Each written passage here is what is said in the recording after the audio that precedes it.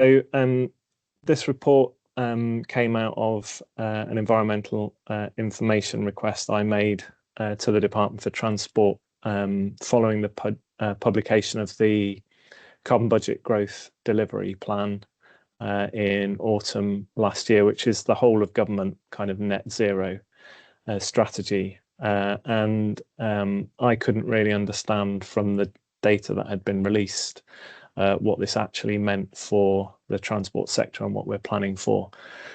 So I requested a whole set of different bits of information which are now publicly available. You can find that through the report link.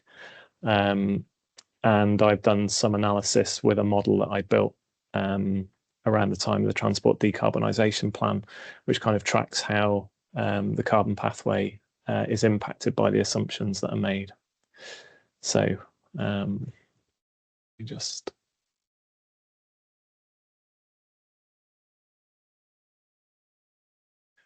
okay, so I'm going to start with three key messages, and then I'm going to go into the detail of the report and sort of why we've ended up with these trends that are being seen. The first one is not new, but it's a continuation of a trend. So what you can see on the chart there is the indicative carbon budget pathways that were set out by the Climate Change Committee in their 6th and 7th carbon budgets. And the star that's on the slide is the 5th carbon budget, where we would have been in 2030 if we've been following that pathway. So what this tells us is that over time, what the Climate Change Committee has anticipated is going to be delivered from the transport sector has pushed further and further to the right. So probably a loss of about 4 years worth of ambition as they've gone from carbon budget 5 to carbon budget 7. Now, a little bit of the slippage from carbon budget 6 to 7 was a result of COVID. So you can see the kind of dip in emissions in 2019, 2020. And the Climate Change Committee essentially said, well, we'll use some of that reduction to allow a slightly slower pathway.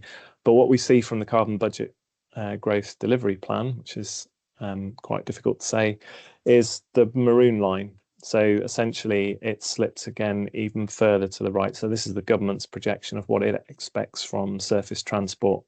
And that's a 15% overshoot compared to what was in the 7th carbon budget published about 12 months earlier.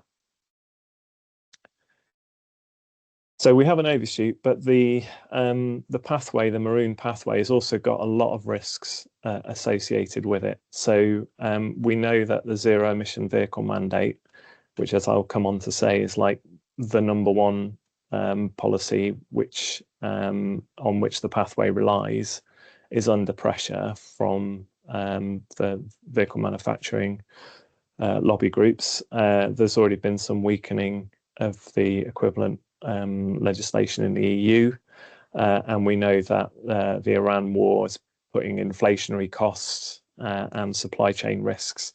So whether the automotive industry can deliver the kind of scale of transition that had been anticipated is still a kind of hot debate. But just to put it in context, and I'll come back to how we arrived at that later, if we were to push back the ambition in the zero emission vehicle mandate by 2 years, the overshoot would double. And the doubling of the overshoot would basically be all of the carbon budget that's been set aside for 19 years from 2031 to 2050. So there isn't much carbon allocated to surface transport in the later part of the carbon budget periods to 2050. So if you push stuff back, then it very quickly gets eaten up by the loss of ambition. So this is a really critical time to be arguing the case for the zero emission vehicle mandate. I guess the other thing to say is that I don't think there's any pathway that corrects us back to what the CCC's 7th carbon budget said, not realistic pathways anyway, but all actions matter. It's the cumulative amount of carbon we put into the atmosphere. The ambition on traffic reduction in the carbon budget growth delivery plans, less than 1% compared to the core traffic growth scenario. So it's a really limited amount of traffic reduction. So there's definitely scope to do better. And on the chart there, you can see the black dash line would be what would happen if we had a COVID level response in road traffic terms from next year, maintained through to 2030. You know, it does make a difference, but it doesn't fill the gap entirely.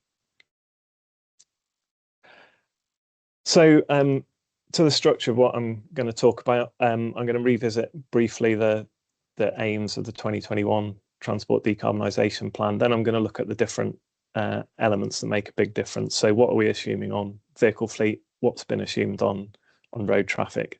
And then look at various different scenarios and the risks associated with the delivery plan. And then finish with some implications and opportunities, and obviously a chance to debate any of that. So the Transport Decarbonisation Plan was published during COVID, and you can see the kind of pathways that were implied here. So in that plan, some pathways had absolute traffic reduction levels and also very aggressive levels of electric vehicle adoption. So the lower end of the fuzzy green lines was the kind of highly ambitious, low traffic growth, very rapid electrification. In some senses, it's a bit difficult to say whether we're delivering the Transport Decarbonisation Plan. We're still in the period where you can't tell the difference between policy on and policy off. So that was a masterful bit of drafting by whoever put the plan together. But it's also worth saying that the range of scenarios that were published was pretty broad. The central green pathway, the dark green pathway, was an overshoot on the carbon budget. It's only at the very lower end of the pathways that you were consistent with the carbon budgets. The level of variation that was in the plan, that's about 45 megatons of carbon. So that's nearly half of what we have per annum at the moment. So very big variations within a year. You could say you're on track or not. And, you know, it's about, you could be at the same point within a 5-year period and still be on track. So the Transport Decarbonisation Plan had such a broad range of scenarios that it was difficult to say whether you're on or off track. But for me, it's whether we're tracking to the carbon budget, not these big fuzzy pathways. There are two things that matter to carbon. Basically, the number of fossil fuel miles that are driven, and then the carbon intensity of those fossil fuel miles. We do tend to focus on the percentage of new cars or new vans or new HGVs that are sold that are electric. But actually, what we need to focus on is how quickly the fossil fuel miles are being removed, and to what extent we're able to improve the efficiency of the vehicle fleet or the fuels which are being used for the remaining fossil fuel miles. So let's then have a look at the fleet assumptions in the carbon budget growth delivery plan. The actual new car sales that you can see on the chart here have been significantly depressed since COVID. Obviously, supply chain concerns, cost of living. Certainly, people I've spoken to in the leasing sector aren't anticipating that this is going to jump much above 2.1 million. But the plan suggests a much quicker return and a return to sales levels seen pre-COVID. So that's quite an aggressive assumption. It matters because obviously we're increasing the percentage of new cars sold which are electric. So the more new cars you assume are sold, the more electric cars are coming into the fleet. But if we don't hit those levels of sales, then we can still sell 80% of cars and vans as electric, but it's a smaller number that we draw through into the fleet.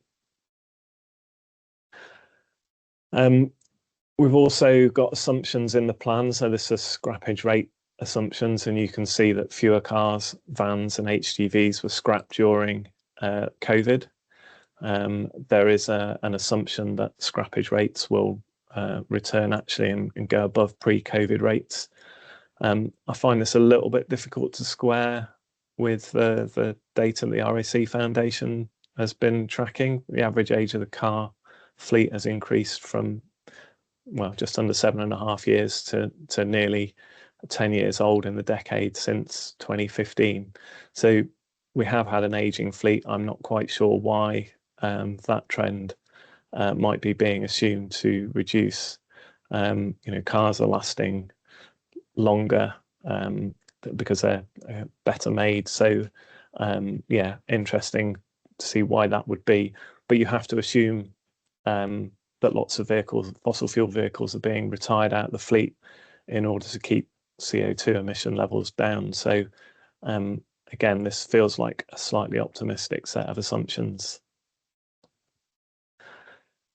And then finally, the fleet size. So the plan is still using the 2015 national car ownership projections, which is the dashed green line there. And you can see the actual car fleet here. I've also done this analysis for LGVs and some of the other ones for HGVs as well in the main report. But this is the one that's got the kind of most obvious gap between what's actually happening and what's anticipated in the carbon budget growth delivery plan. It's hard to see how we would bend or even why we would try and bend the curve from actual cars owned to the numbers in the growth delivery plan. So again, what's being assumed is a jump in car sales that enables us to pull through EVs quickly, and that fills up a bigger fleet. Clearly, this has an impact on vehicle construction emissions. We're assuming more new cars sold and a bigger fleet and so on. Is that something that we want to have? So we explored that in the report. So here's our assessment, and this is only a first cut assessment of this using some data from the International Transport Forum about the annual emissions associated with construction, assembly and disposal. So it's based on the new cars coming into the fleet. And you can see that early on in the period, we don't sell many electric cars, so they don't contribute that much to the construction emissions. But when we get to 2035, when we're not selling any more fossil fuel cars, you can see the impacts of the higher per vehicle construction emissions that you get from electric cars with all the batteries and so on. So net, they're a much better prospect for the environment, but we do have to consider the construction emissions in what we do. So there are ways that we could tackle that. We could plan for a smaller fleet. We could reduce the carbon of the production processes, although quite a lot of that is offshored. We could focus on right-sizing vehicles, so powered light electric mobility, or a fleet with a bigger mix of smaller vehicles in it, not just going for range and ever bigger cars. So this is something which has been pretty invisible from the debate on decarbonisation and future fleet, but I think it's really important. And obviously there are even bigger implications as you move into the heavy goods vehicle market in terms of how we go about structuring that transition. So overall, what have their assumptions about the draw through of EVs meant to the percentage of miles driven in zero emission vehicles? Because as I said at the start, really this is the thing that matters. How quickly are we getting the fossil fuel miles out of off the road? So the the green line is the plan that was published by the government last year. And you can see it's tracking towards the low ambition transport decarbonisation plan, which had a really significant overshoot. So if we were to be on track or ahead of the transport decarbonisation plan, we'd have to be tracking towards that top dash line. So we're miles off that. We're anticipating what was the least ambitious end of the adoption rate, even with the assumptions that have been put in the plan today. We can see the same for vans and HGVs here. So vans, it's in the period early on, slightly tracking ahead of the low ambition, but then falls slightly behind. HGVs, it's worth saying we haven't yet got the legislation on the pathway there, but early in the period, it's tracking behind what the TDP had assumed, even its low ambition scenario. So yeah, all of this suggests that one of the big reasons why we're now planning to overshoot is that we've pushed back on the level of ambition on the EV transition. And as I say, this is under threat from lobbying to push that ambition back even further. The other thing is travel behaviour changes. Well, it seems to basically have gone missing. So what I've done on the bar chart here is summed up all of the billions of vehicle kilometres that would be driven in the period 2025 to 2040, which is where I could get the best comparable period of data. And I mean, a few of the lines to pull out. NRTP core is the National Road Traffic Projection Central Scenario, or core scenario as it's now called.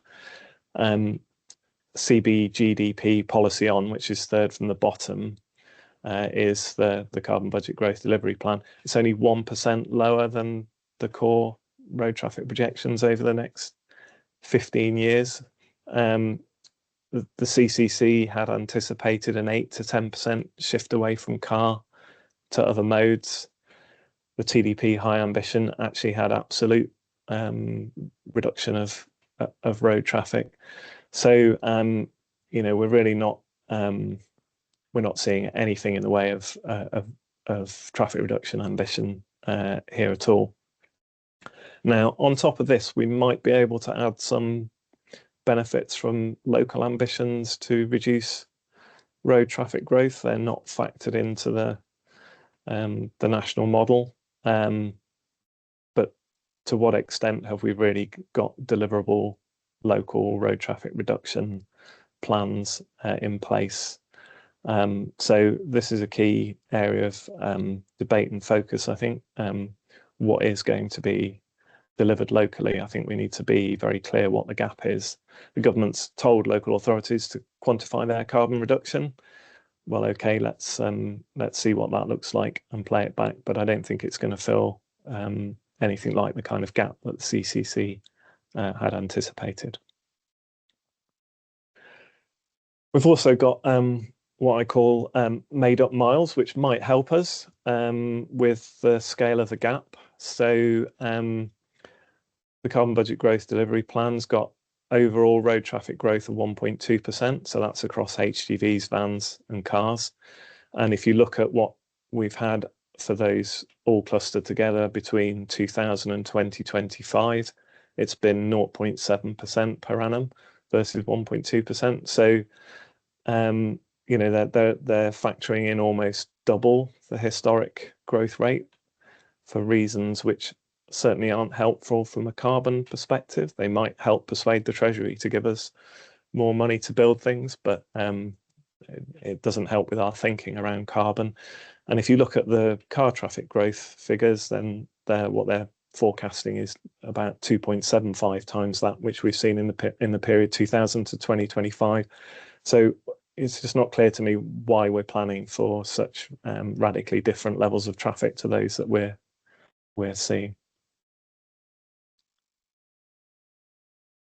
Okay, so just look at some scenarios that I ran now to try and put together different ways that we might be able to plug the gap.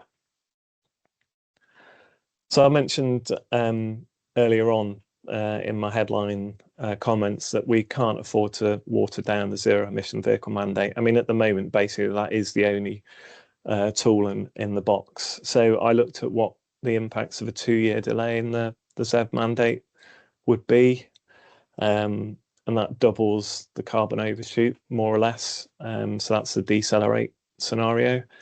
The orange bar gives you the overshoot relative to the 7th carbon budget.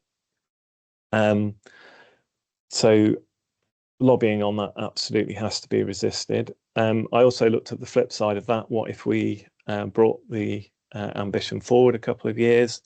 It does make a difference, but that just feels a world away from where we are. So that's the accelerate scenario. And I looked at bringing forward just HGV decarbonisation rates by a couple of years. And again, that makes quite a difference because that's happening later in the carbon budget period, but doesn't in and of itself, any of these don't plug the gap.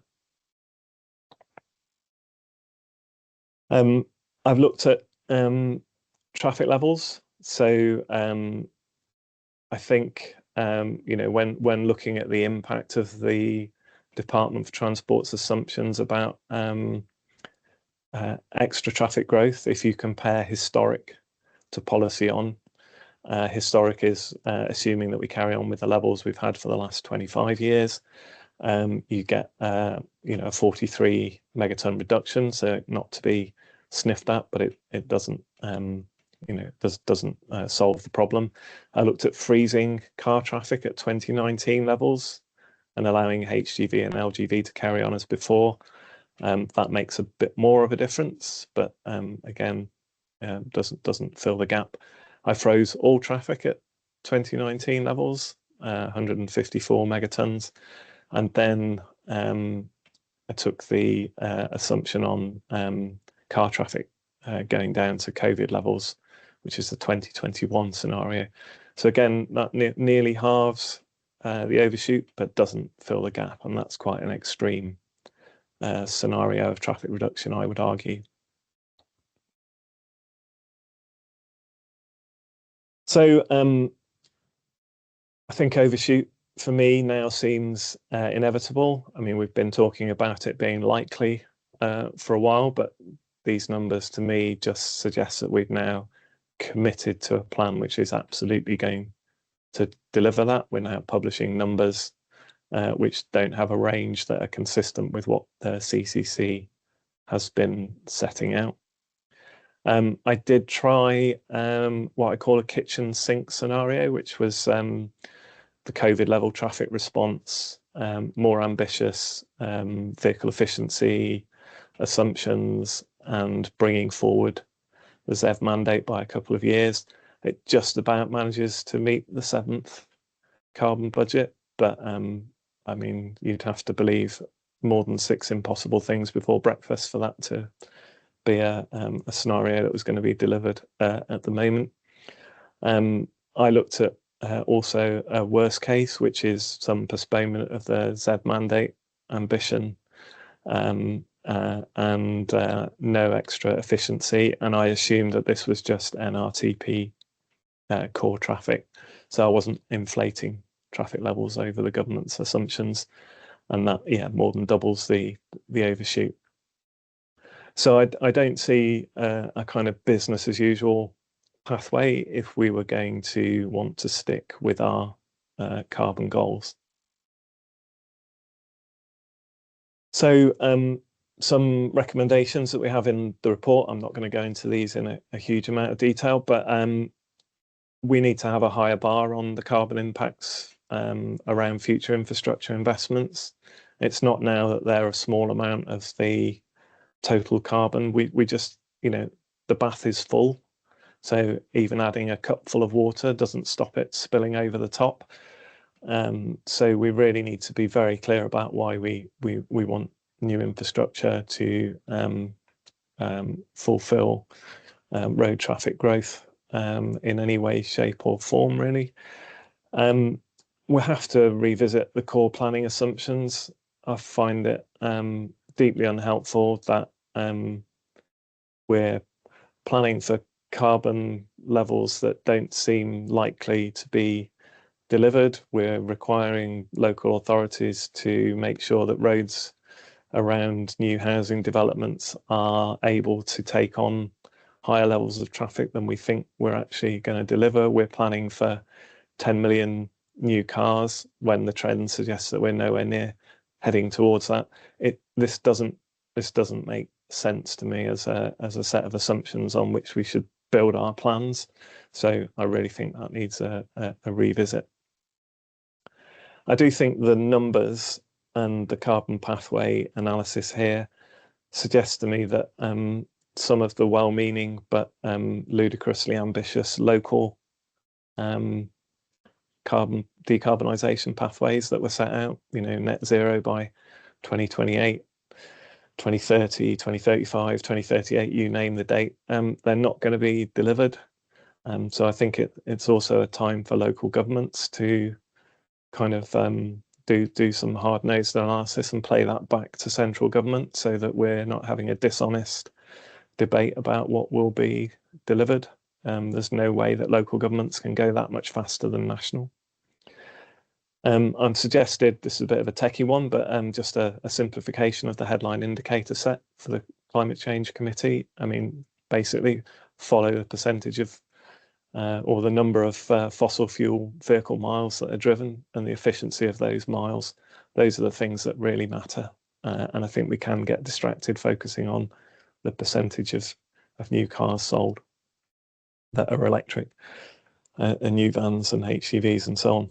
And then finally, suggested we need to establish a task force to look at new mobility solutions and pathways. I mean, that's partly what the Infuse project is about. But we've published a plan here which isn't compliant and which to me faces an awful lot of risks, and where the assumptions are all askew. So it feels to me that we need to have a bit of a rethink about what's happening and what could happen with the future of car ownership, how that's going to interact with electrification, and think about some different pathways forward, because business as usual isn't going to cut it, and there isn't a variant on that that's going to work.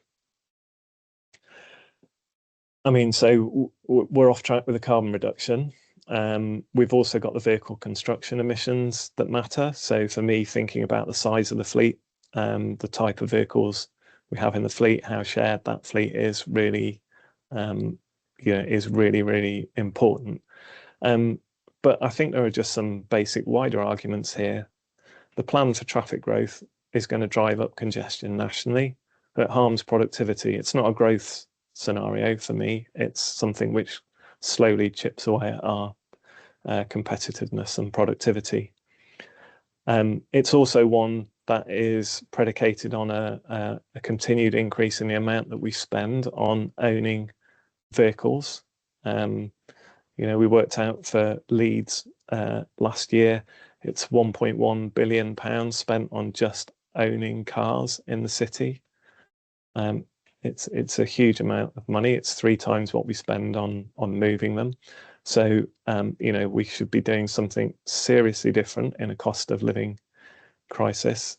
And I really don't see what the positive public policy outcome of another 10 million additional cars on the road, its impact on livability, space wars in neighbourhoods, competing with freight for space in our cities, public transport, cycling. It just doesn't feel like a coherent way to move forward. So I'll finish just by one slight advertising slide. So we are trying to work within Infuse to build some of these positive visions. We are talking about something quite different that's going to involve a fair amount of social change. And so we do need to have people designing that with us, but we're also working with transport provider partners and local government partners to kind of test these workable, and then we're going to experiment and see whether people can actually try these systems. Do they enjoy them? What else would need to change? yeah, as I say, I think the decarbonisation opportunity to do things differently is kind of fast moving into the rearview mirror.